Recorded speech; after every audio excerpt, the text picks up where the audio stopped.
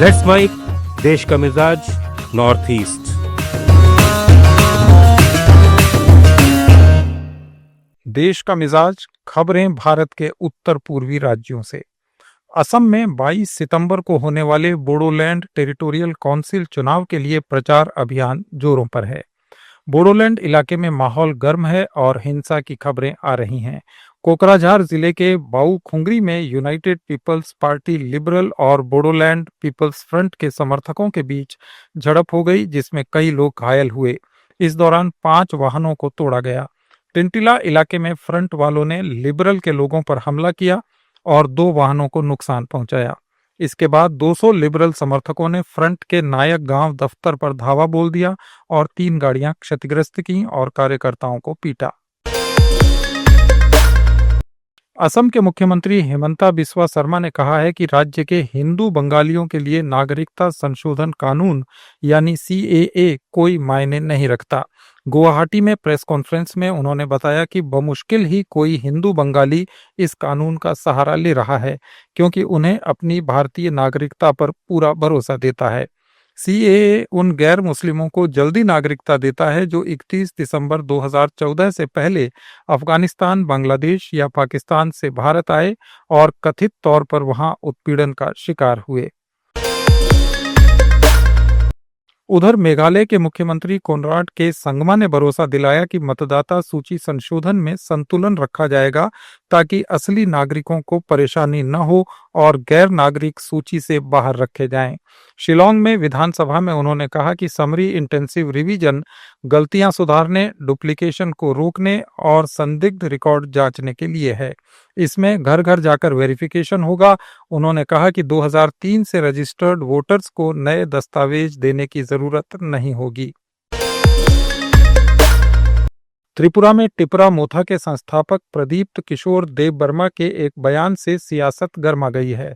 Social media पर आदिवासी और गैर आदिवासी समुदायों ने उनकी कड़ी आलोचना की और कई ने उन्हें हंसी का पात्र तक बताया। कांग्रेस, सीपीएम, तृणमूल और आमरा बंगाली जैसे दलों ने तीखी प्रतिक्रिया दी। वहीं आलोचकों ने आरोप लगाया कि देबबर्मा अपनी शाही विरासत और तिपरासा लोगों की भावनाओं का इस्तेमाल निजी फायदे के लिए कर रहे हैं। देबबर्मा ने दिल्ली में मंगलवार को कहा था, मैं अगरतला, तेलिया, मुरा और कंचनपुर का मालिक हूं। मणिपुर में अनुसूचित जाति और अन्य पिछड़ा वर्ग के लिए जाति प्रमाण पत्र जारी करने को नियंत्रित करने वाले कानून को राष्ट्रपति की मंजूरी मिल गई है। 2024 में तत्कालीन मुख्यमंत्री एन वीरेन सिंह की सरकार जाति की गलत दावेदारी रोकने और प्रमाण पत्र प्रक्रिया में एकरूपता लाने के लिए ये कानून लेकर आई थी। मणिपुर में 7 एससी और 4 ओबीसी समुदाय हैं। एससी के लिए 2 और ओबीसी के लिए 17% आरक्षण है, जबकि एसटी के लिए 31%। ये कानून जातीय तनाव के बीच लाया गया था, लेकिन राष्ट्रपति से मंजूरी मिलने के बाद अब इसे लागू करने की तैयारी है। मिजोरम के मुख्यमंत्री लालदूहोमा ने आइजल के नई हवावी इलाके में हुलहिल याप में ड्रग डिटॉक्स सेंटर का दौरा किया। उन्होंने नशा छोड़ रहे लोगों से इच्छा शक्ति के साथ समाज की मुख्य धारा में लौटने की अपील की। सीएम ने नशे के मिजो समाज पर बढ़ते असर पर चिंता जताई और सरकार की ओर से हर संभव मदद का भरोसा दिलाया। पीपीपी मोड पर चलने वाले इस सेंटर में नशा छोड़ने वाले लोगों को काउंसलिंग, मार्गदर्शन और स्किल ट्रेनिंग दी जाती है। अरुणाचल प्रदेश के मुख्यमंत्री पेमा खांडू ने ईटानगर में एक समारोह में 2024 के Arunachal Pradesh public service commission की परीक्षा से चुने गए 140 उम्मीदवारों को नियुक्ति पत्र सौंपे। इनमें 50 circle officer, 6 deputy SP, 47 assistant section officer और अन्य महत्वपूर्ण पद शामिल हैं। खांडू ने 140 में 68 महिलाओं की सफलता पर प्रसन्नता व्यक्त की और इसे गर्ल पावर बताया। नागालैंड में आरएमएसए 2016 शिक्षक संघ ने अपनी मांगों को लेकर आंदोलन तेज करने का ऐलान किया है।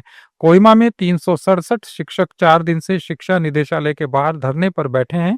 शिक्षक 133 सरकारी स्कूलों से जुड़े हैं और उनकी मुख्य मांग सेवा को नियमित करना, लंबित वेतन जारी करना और सेवा शर्तों में स्पष्टता है।